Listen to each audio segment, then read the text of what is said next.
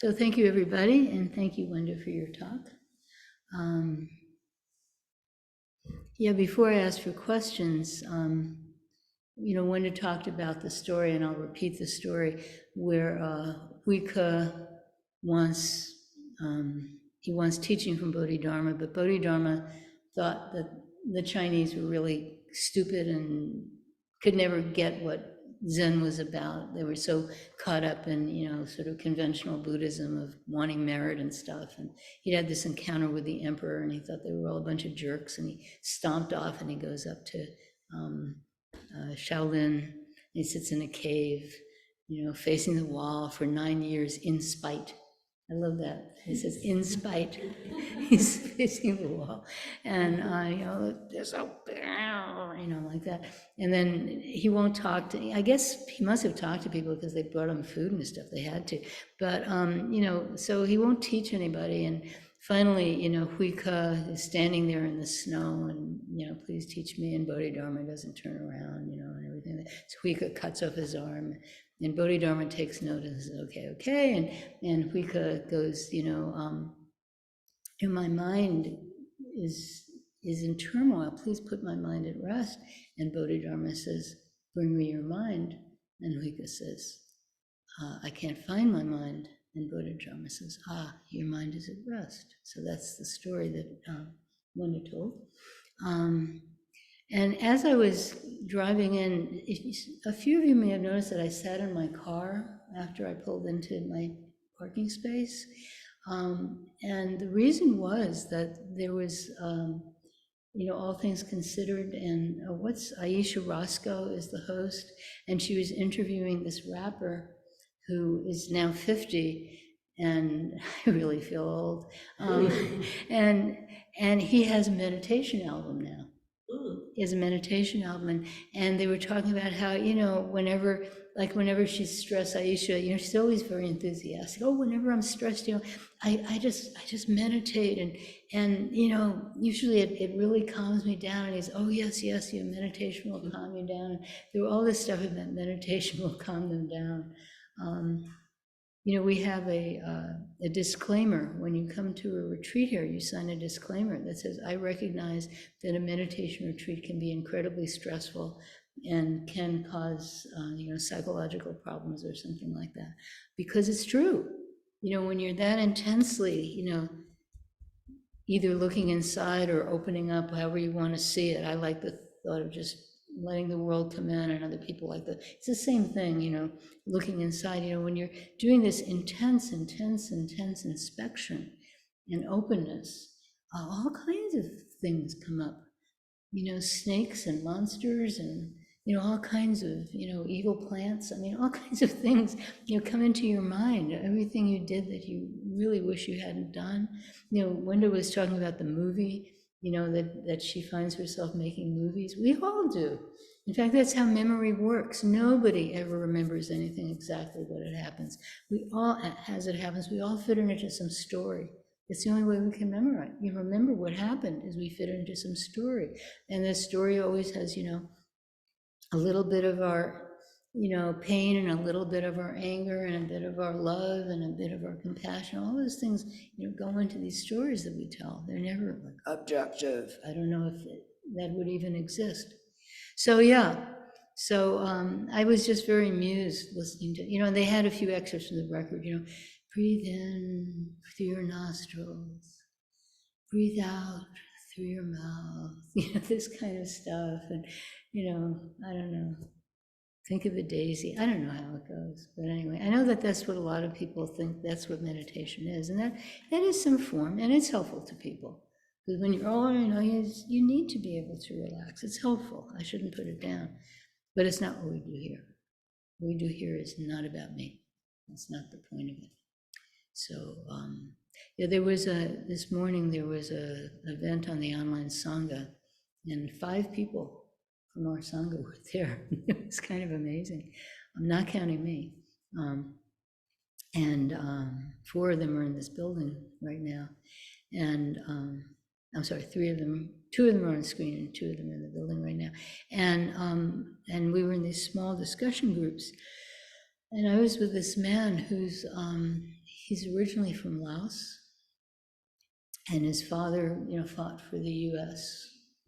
during the Vietnam War, and then they were abandoned basically by our country, and they finally made their way out of Laos because, of course, they were political refugees, and eventually made their way to this country. And this man lives in Fresno, and his father had a major stroke, and his father is living with them because he can't do the nursing home. They tried it. He doesn't speak enough English, so he can't communicate, and they can't communicate to him. And so he's at home. They have some help, from hospice and stuff. And, he's in terrible torment. And this man, who was, doing the heart kilche, he and his wife are responsible, and they're responsible for things like Foley catheters, if you know what that is. I mean, this is very technical nursing stuff. So they're responsible for, his father, who is in terrible torment. One side of his body does not work at all, and and he's just so frustrated, and and so this man, I don't want to say his name because I don't want to, it's private, but he practices. He's practicing every single day, and he knows why he's practicing. And he said, he was wonderful. He kept saying, we have to wake up now. We can't wait. You have to do it now. We have to practice hard now. We need to do it now. And he understands. He really understands. So I don't think any of us are in that kind of situation, but someday we might be. And, where do you get, maybe we will be the person, who's had the major stroke and can't do anything. And will we be frustrated? Or will we manage to, touch our original true nature? Will we be able to touch that no matter what our situation? That's what our practice is about. So thank you for your talk. That was quite a little monologue. Are there any questions?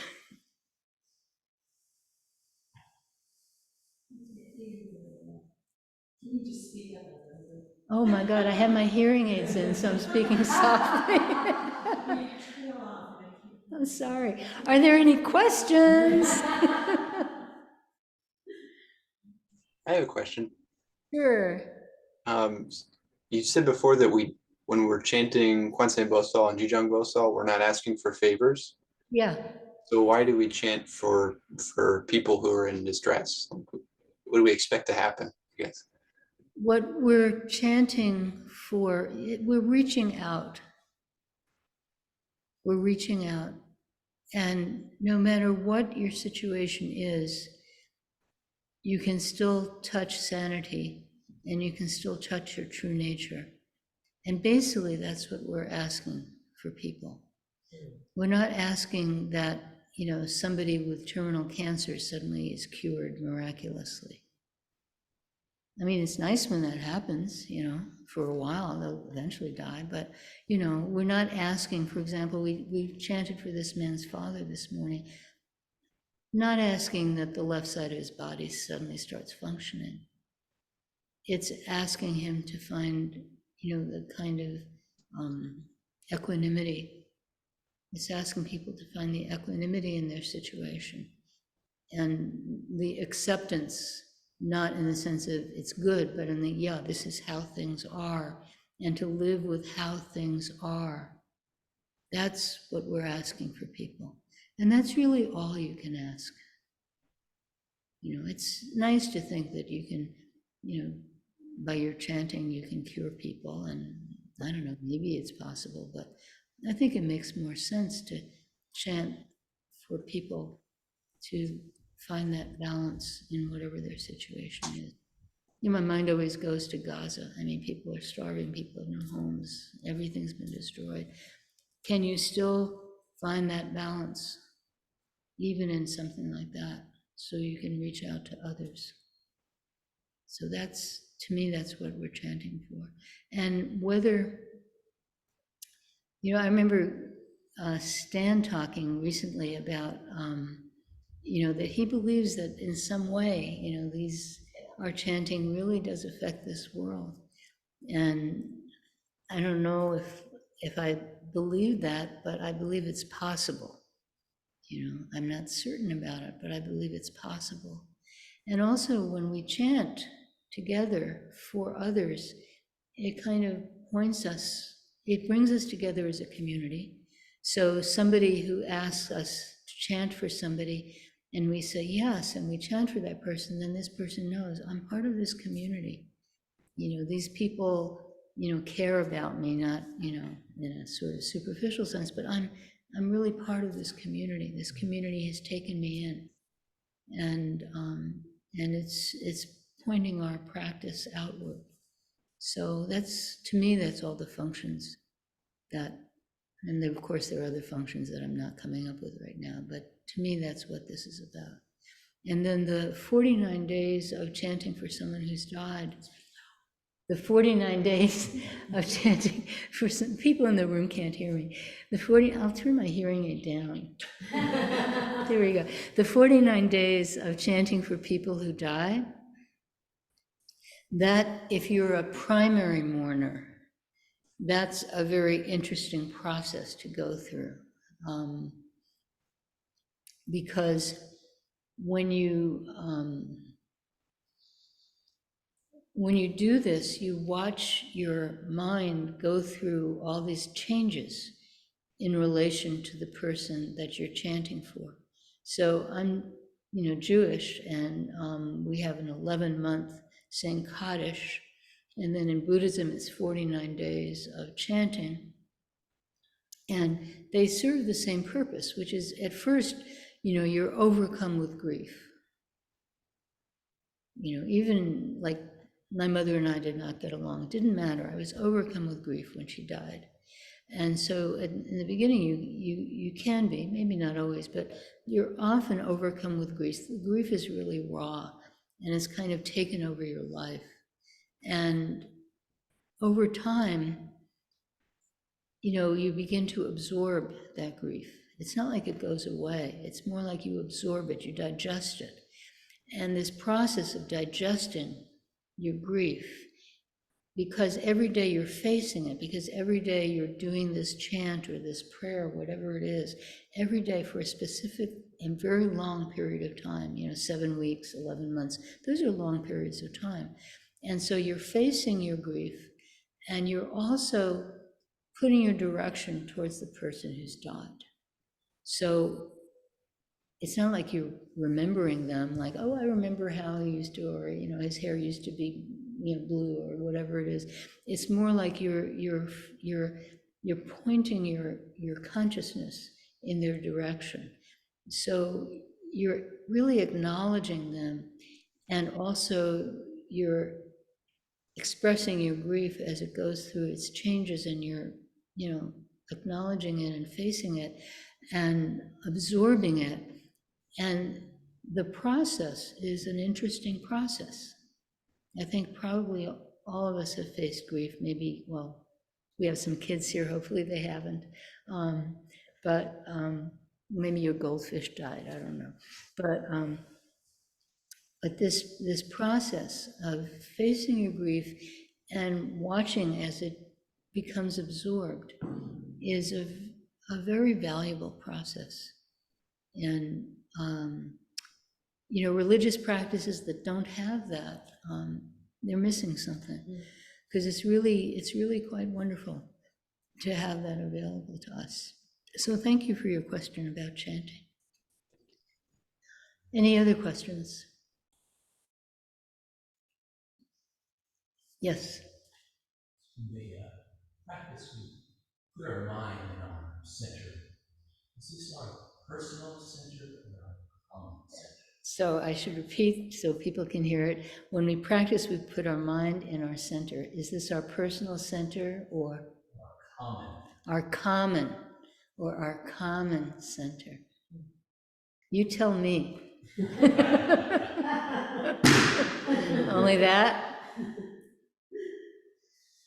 Okay, and he's sitting. right. Yeah, that's a really good question. So what does this mean, personal center?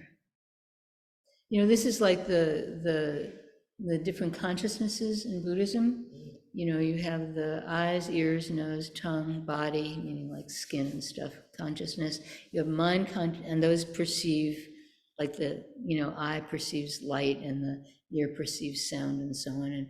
And then you have the mind consciousness, which perceives thinking, which is very interesting. It's not like the mind makes thoughts. It's like the mind perceives thoughts, which already gives you an interesting sort of idea about our relation to our thoughts, like they're not really us, but your mind perceives thoughts. And then you have the seventh, eighth, and ninth consciousnesses. And you get to a consciousness which is not really personal. It's not really personal. It's like this stream of consciousness, but not like in the sense of, literary theory of the 20th century, of one person's mind making up the movie that Wanda was talking about, but instead it's this sort of cosmic stream that you just enter into. You don't enter it, you're already there. And this stream, this mind stream, that permeates everything. So yeah, so your center is the same way. Your center does not belong to you. So yeah, you have this, center right here, but it's not yours. And when you contact this center, what are you contacting? What are you touching? It's a really interesting point. So thank you for your question. Okay, yes. Okay, so you said our practice is not about us, and we have a vow to save all sentient beings. Mm-hmm. Well, we're sentient beings, so how can it not be at least partly about us? Okay, so the question is, our practice is not about ourselves. We have this vow to save all sentient beings, and we're sentient beings, so why not save ourselves? Yeah, it's not separate. Yeah, it's not saying, if you go around angry all the time, you're not going to be able to help anybody. So we have to find our center. We have to find our equanimity. We have to find our acceptance. We have to find our perception. We have to find all these things in order to function. So yeah, no, it's not like, okay, I'm going to be a mess and I'm going to help everybody else. No, yeah, we have to be clear.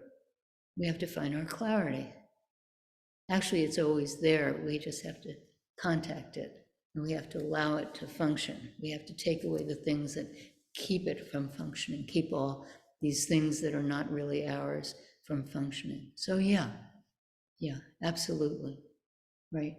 But it's not like, the thing about, when the face mask comes down in the airplane, which you hope never happens, you put on your own mask first and then you help the other person. It's all together. You don't have to separate them out.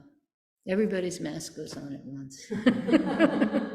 Yeah, we actually have in our chants, in the, I think it's the morning bell chant, there's a thing about how self-other instantaneously attain enlightenment. So, or attain awakening. So, self-other, you and the universe, instantaneously at the same time, wake up. So, thank you. Are there any other questions?